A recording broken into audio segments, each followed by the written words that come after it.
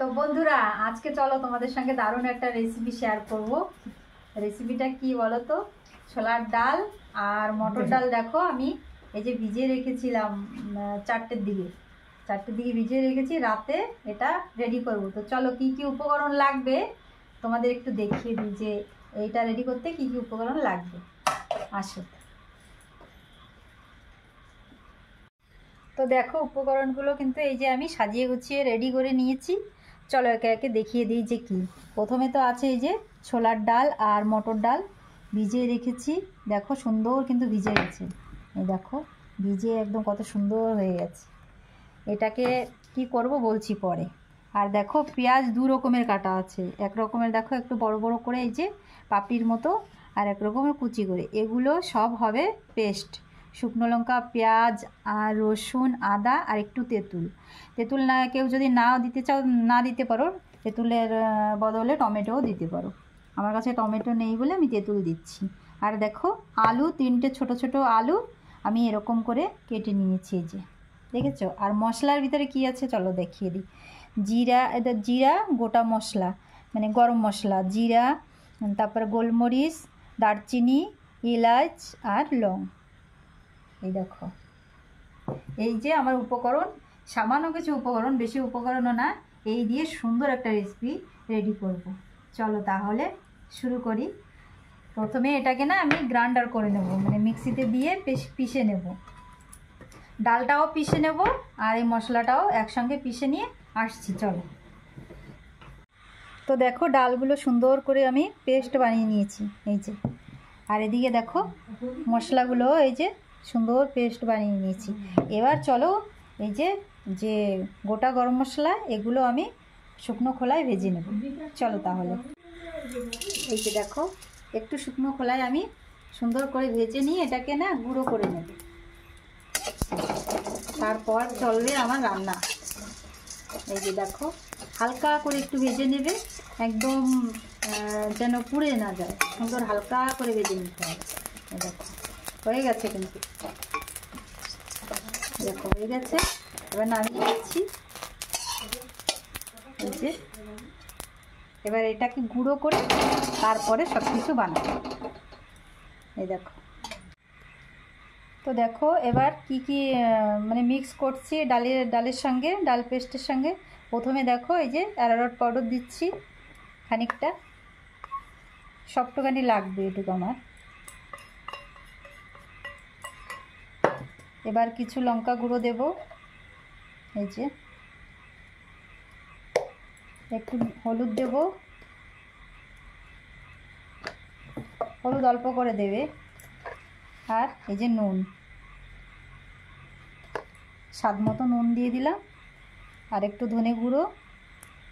এবার এই যে গরম মশলা গুঁড়ো, যে গরম মশলা শুকনো খোলায় ভেজে রেখেছিলাম তার একটু দিয়ে দিলাম, আর একটু রেখে দিচ্ছি, আমার পরে লাগবে। এই যে চলো এবার এটাকে সুন্দর করে আমি মাখবো। এই যে পাউডারের সঙ্গে আমি এই দেখো সুন্দর করে মিশিয়ে নিচ্ছি। এই যে দেখো সুন্দর করে এরকম ফেটিয়ে নেবে, কিন্তু এই দেখো সুন্দর করে ফেটিয়ে নেবে যেরকম করে। তো দেখো সর্ষের তেল বসিয়ে দিয়েছি কড়াতে, গরমও হয়ে গেছে।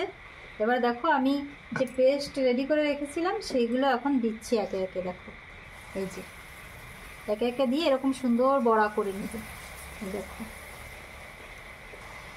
দেখেছো কি সুন্দর ফুলে যাচ্ছে, একদম সুন্দর ফুলে ফুলে হচ্ছে। আর আঁচটা একটু কমিয়ে দেবে।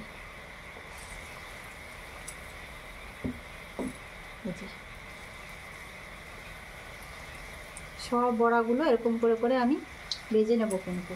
এই দেখো দেখতেও কিন্তু সুন্দর লাগছে, তাই না?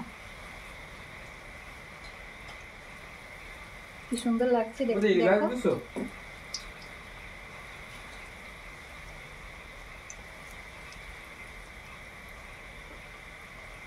ছানার মতো দেখাচ্ছে। তো দেখো এগুলো কিন্তু আমার ভাজা হয়ে গেছে। এই যে একটু লাল লাল করে ভেজে নিয়েছি, হালকা লাল করে। এগুলো আমি দেখো এখন তুলে নিচ্ছি। এই যে আর ঠিক এরকম করে করে আমি সব বড়াগুলো কিন্তু ভেজে নেব। এই যে দেখো এগুলো তুলে নিলাম।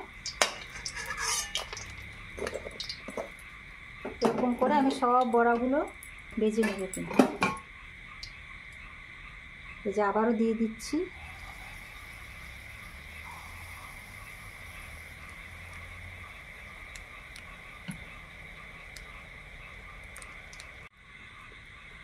তো দেখো সব বড়াগুলো কিন্তু আমি ভেজে নিয়েছি।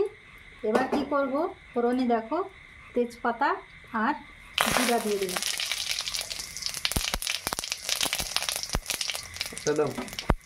ওই চুলোতে দেখো এবার আমি এই যে আলু দিয়ে দিচ্ছি, আলুগুলো সব ভেজে নেবো, লাল লাল করে না একটু ভেজে নেব।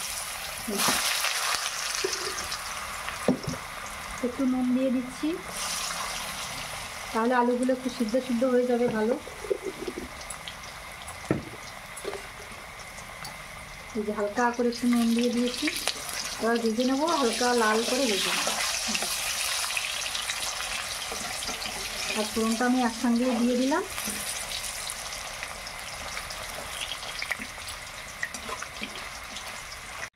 দেখো আলুগুলো ভাজা হয়ে গেছে, আমি তুলে নিয়েছি। এবার দেখো এই কড়াইতে আমি সেই যে পেস্ট করে রাখা মশলা এগুলো দিয়ে দিচ্ছি। এবার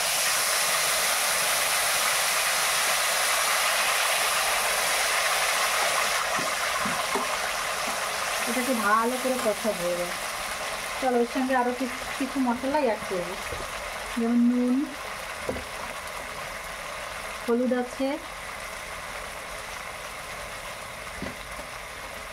আর একটু লঙ্কা গুঁড়ো দিচ্ছি। লঙ্কা গুঁড়ো আমার দেওয়া আছে, মশলাতে লঙ্কা দেওয়া আছে, সেই জন্য একটু অল্প একটু লঙ্কা গুঁড়ো দিলাম কালারের জন্য। এবার দেখো এটাকে সুন্দর করে কষাবো, ভালো করে কষিয়ে তারপরে এই বড়াগুলো দিয়ে দেবো।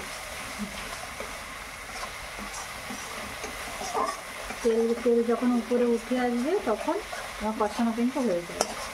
আর মশলাটা ভালো করে কষিয়ে নিলে কিন্তু সবজির স্বাদটাও ভালো হয়।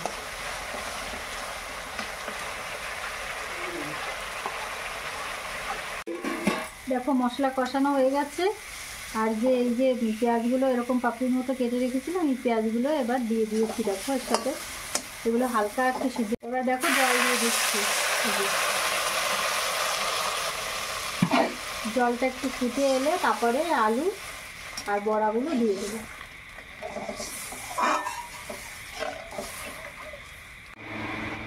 এই যে দেখো সুন্দর করে ফুটে গেছে কিন্তু জল, মানে ঝোলটা। এবার আমি এই যে বড়া আলু ভেজে রাখা বড়া আলু এগুলো দেখো সব দিয়ে দিচ্ছি। দিয়ে এবার কিছুক্ষণ ঢাকা দিয়ে রাখবো। কি সুন্দর দেখাচ্ছে রে। এবার কিছুক্ষণ ঢাকা দিয়ে রাখবো, তারপরে নামানোর আগে একটু গরম মশলা দিয়ে নামাবো। দেখো আমার সবজি কিন্তু প্রায় হয়ে আসছে। দেখো এবারে যে গরম মশলা দিয়ে দিচ্ছি, এই যে উপর থেকে গরম মশলা গুঁড়ি করে রাখা গরম মশলা ছড়িয়ে দিলাম। এবার কিছুক্ষণ রাখবো, অল্প কিছুক্ষণ, তারপরে নামিয়ে নিলেই হয়ে গেল রেডি আমার ডালের বড়া রেসিপি। দেখতে সুন্দর হয়েছে কিন্তু। দেখো চলো এবার নামিয়ে নেব।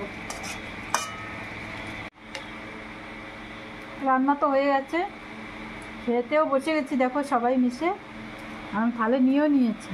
এই যে দেখো বড়াগুলো কত সুন্দর, একটা কিন্তু ভাঙেনি, সুন্দর গোটা গোটা আছে, দেখেছো বড়াগুলো। আর এই যে খেতেও কিন্তু দারুণ লাগছে। তোমরাও বাড়িতে এরকম করে ট্রাই করে দেখো বন্ধুরা, দারুণ লাগে কিন্তু খেতে। বড়া দিয়ে তরকারি করলে দেখো ভেঙে ভেঙে যায়, আর এই বড়াগুলো কিন্তু একদম ভাঙেনি। এই দেখো কত সুন্দর ভিতরে সব মশলা ঝোল সব ঢুকে গেছে, সুন্দর লাগছে খেতে, দারুণ হয়েছে, দারুণ। ট্রাই করো একবার হলেও বাড়িতে সবাই। তো চলো আমরা খাওয়া দাওয়া করে নিই।